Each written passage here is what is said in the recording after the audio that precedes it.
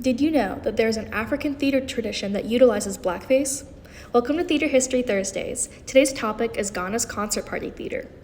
Emerging in the early 20th century, Ghanaian concert party theater was a touring musical comedy tradition that used humor to center the traditional values of community, family, and social responsibility. In its beginning, the form was heavily influenced by Western culture and Ghana's status as a British colony.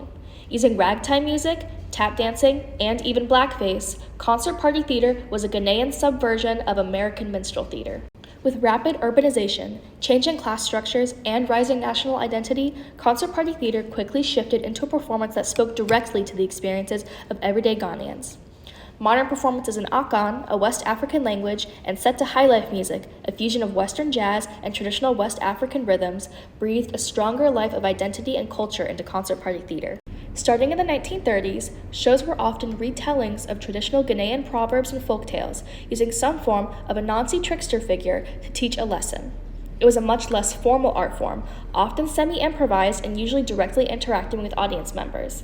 It also centered stories that reflected everyday life of the working class, and due to its mobile nature was incredibly accessible, touring to the smallest and most remote villages.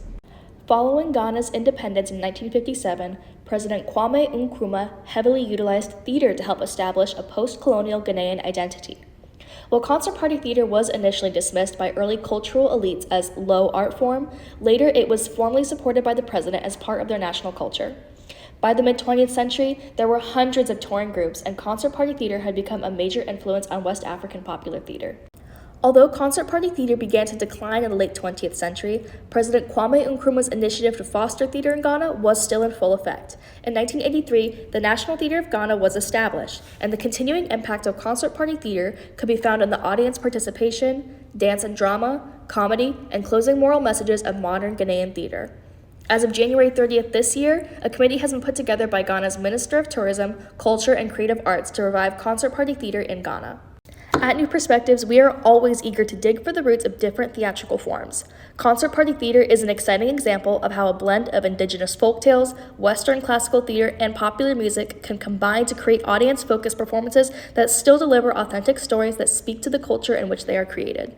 That's it for Ghana's concert party theater. Stay tuned for more theater history with New Perspectives.